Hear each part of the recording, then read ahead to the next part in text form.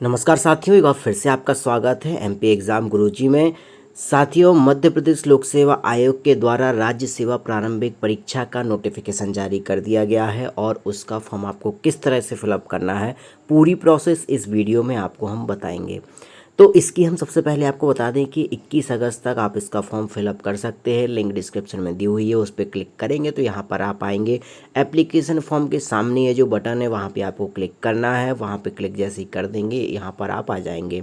यहाँ पर check box पे क्लिक कर देना है और साथ में राज्य सेवा प्रारंभिक परीक्षा जो लिखा हुआ है वहाँ पर आपको क्लिक करना है, क्योंकि जब तक आप नोटिफिकेशन को नहीं देख लेंगे तब तक आपको फॉर्म फिलअप नहीं करने देंगे। अब जैसे आप यहाँ पे क्लिक कर देंगे, वहाँ पे नीचे आई एक्सेप्ट पे क्लिक करके आप आगे आ जाएंगे। जैसे यहाँ पे आप करेंगे, यहाँ पर आपका अभ्यर्थी का प्रारंभिक नाम पूछा जाएगा। अभ्यर्थी का प्रथम नाम, अभ्यर्थी का मध्य नाम, तो प्रथम नाम आपका जो है वो भर दें। अगर मध्य नाम है तो लिख दें, नहीं है तो मध्य नाम को छोड़ दें। अभ्यर्थी का अंतिम नाम, सरनेम जो है आपका जाति है वो आप यहाँ पे लिख लें। उसके बाद आपको साथियों यह जानकारी जो लिखनी है वह आपको 10वीं की अंक सूची 10th की मार्कशीट के अनुसार यहाँ पे आपको भरनी है। हाई स्कूल सर्टिफिकेट के अनुसार यहाँ पे मेल फीमेल जो है आप वो सेलेक्ट कर लें, ट्रांसजेंडर है तो वो सेलेक्ट कर लें। और उसके बाद अपनी जन्मतिथि जो आपकी 10th की मार्कशीट में है जो आपकी, उसके अनुसार आपको अपने DOB डेट ऑफ बर्थ भर देनी है। उसको फिल करने के बाद आपके लिए पिता का नाम फिलअप कर देना है जो आपकी 10th की मार्कशीट में है। माता का नाम आपको, मदर नेम आपको फिलअप कर देना है। यहाँ पर क्या आप विवाहित हैं, यदि विवाहित हो यस कर दें। उसके बाद आपसे और चीज़ें पूछ जाएंगी। अगर विवाहित नहीं है तो आप यहाँ पे सिंपली नो कर दें। यदि विवाहित होंगे तो वहाँ पे आपका पति पत्नी का नाम भी पूछा जाएगा, कितने आपके चिल्ड्रन हैं वो आपको बताने होंगे। और इसके बाद में यदि आप नो कर देंगे तो आपसे किसी भी तरह की जानकारी नहीं ली जाएगी। इसके बाद में अगर आप विधवा, तलाकशुदा, परित्याग हैं तो आप मैरिड में यस करना है और यहाँ पे सिलेक्ट कर लेना है। और उसके बाद में आपको यहाँ पे नो कर देंगे तो आपसे कोई भी जानकारी नहीं पूछी जाएगी। फिर हम आगे आ जाते हैं। यहाँ पर मूल सूचना का विवरण आपका, क्या अभ्यर्थी मध्य प्रदेश का मूल निवासी है। चूँकि इस पेपर को आप मूल निवासी हैं तो भी फिलअप कर सकते हैं, नहीं है तो भी कर सकते हैं। तो यदि आप हैं तो यस करें, नहीं है तो नो कर देंगे।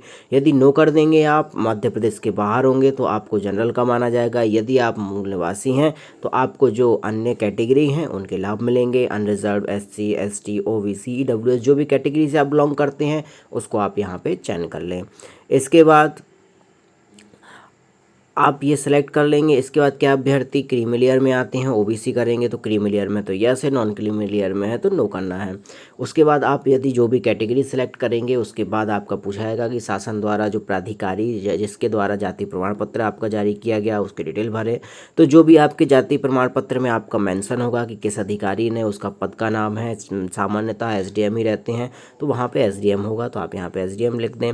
फिर प्रमाण पत्र जारी करने वाले ज़िले का नाम, किस ज़िले से आपका जारी हुआ है तो उस ज़िले का नाम आप सिलेक्ट कर लें।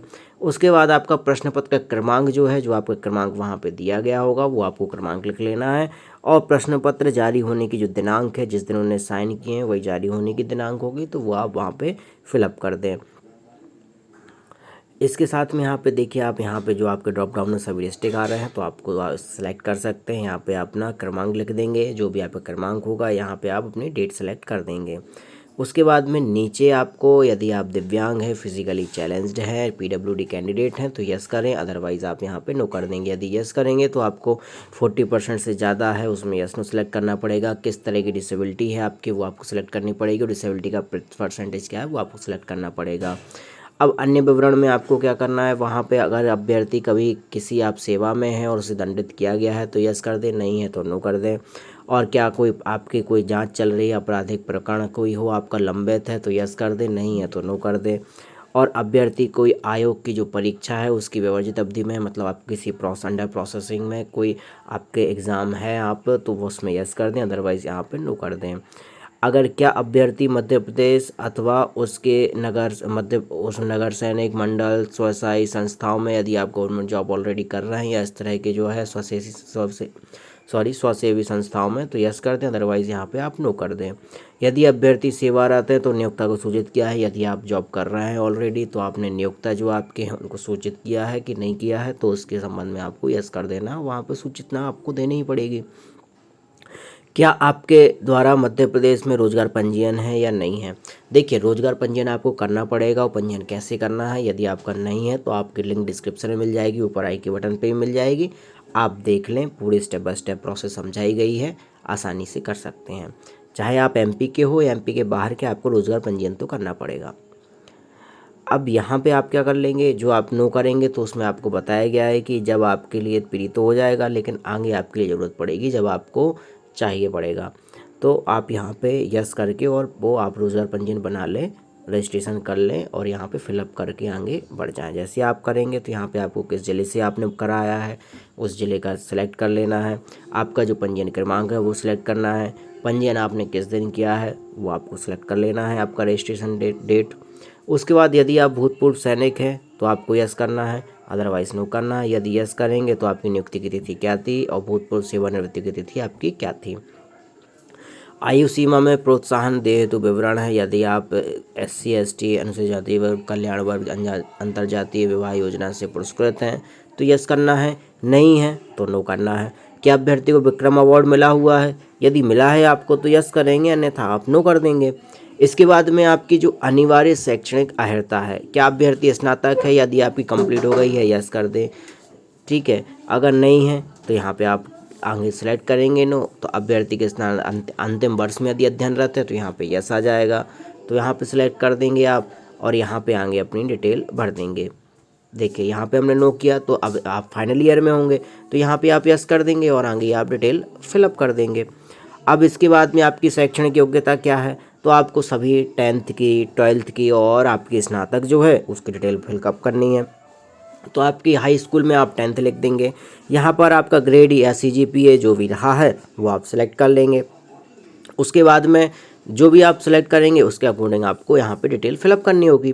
अब यहाँ पे जैसे 10th में हमने सेलेक्ट कर दिया डिवीज़न, तो यहाँ पे आपका विषय पूछा जाएगा। तो विषय में आप कर सकते हैं ऑल सब्जेक्ट कर सकते हैं, ऑल जनरल सब्जेक्ट लिख सकते हैं, जो आप चाहें वो लिख सकते हैं। अब चूंकि यहाँ पे हमने सेलेक्ट किया है डिवीज़न, तो यहाँ पे पूर्णांक आपके क्या हैं, आपने कितने अंक प्राप्त किए हैं, कितने आपने प्राप्तांक आप क्या है वो आपको फिलअप करना है, ठीक है। टोटल मार्क्स आप लिख देंगे कितने प्राप्त हैं, उसका परसेंटेज। अब उसके अकॉर्डिंग आपका फर्स्ट सेकंड थर्ड कौन सा डिवीज़न बन रहा है तो वो आपको फिलअप कर देना है।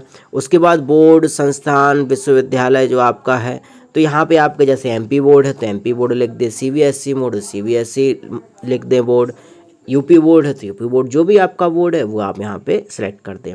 किस ईयर में आपने 10th पास की है वो आप लिख दें। उसके बाद में आपका रोल नंबर जो भी है वो आप यहाँ पे लिख दें। इसके बाद आपकी आ जाती है इंटरमीडिएट, हायर सेकेंडरी, डिप्लोमा। तो अगर आपने हायर सेकेंडरी की है तो यहाँ पे 10 लिख दें, से 12th लिख दें। अब आपकी सब्जेक्ट क्या थी, अगर फिजिक्स केमिस्ट्री मैथ्स थे PCM लिख दें। यदि आपने बायो लिया था तो वहाँ पे आप बायोलॉजी लिख दें। इसके बाद में आपके PCM की जगह PCB लिख सकते हैं आप, और अगर आपका कॉमर्स था तो कॉमर्स, आर्ट्स था तो आर्ट्स लिख दें। और आपके जो प्राप्तांक हैं, यदि आपके CGPA हैं तो उस हिसाब से लिख दें, डिवीज़न है तो आप कितने में से कितने अंक आए वो आप लिख दें और बोर्ड अपना सेलेक्ट करें और उत्तीर्ण वर्ष और रोल नंबर लिख दें। इसके बाद आपने स्नातक क्या किया है, BA किया है, BE किया है, जो भी आपने किया है उसके अनुसार आपने CGPA है, ग्रेड है, क्या है वो आप सेलेक्ट कर लें। उसके अकॉर्डिंग आपके किस विषय से है, आपकी जो अगर इंजीनियरिंग की है तो किस स्ट्रीम से की है, आपने कॉमर्स से किया है, BCom किया है, BA किया है तो हिस्ट्री किससे किया आपने वो आप लिख दें। उसके बाद अपनी फिलिंग कर दें नॉर्मल सी, जो आपके नंबर है। उसके बाद में आपने किस यूनिवर्सिटी से की है वो आप यहाँ पे यूनिवर्सिटी सेलेक्ट कर लें, टाइप कर दें सॉरी। और यहाँ पे आपने किस ईयर में कंप्लीट की है वो आपको लिखना है और आपका रोल नंबर क्या है वो आपको फिलअप कर देना है। इसके बाद में नीचे देखिए आपको चेक बॉक्स पे भी क्लिक करना पड़ेगा कि आपने जो CGPA ग्रेड के बारे में कहा है वो आपने सही कहा है। अगर आप जॉब कर रहे हैं तो यहाँ पे सेवा का ऑप्शन आपके यहाँ ओपन हो रहेगा। यहाँ पे आपको कौन कौन नियुक्ता है आपका, आपने सूचना दी है, कब से कर रहे हैं, पूरी डिटेल आप फिलअप कर देंगे। बैंक की डिटेल है जो आपको देनी है यहाँ पे, अगर आप देना चाहते हैं दे दें। अगर आपको जैसे किसी को फीस मिलती है आपके लिए, अगर ट्रैवलिंग अलाउंस मिलता है तो वहाँ पे आपके लिए मिल जाएगा।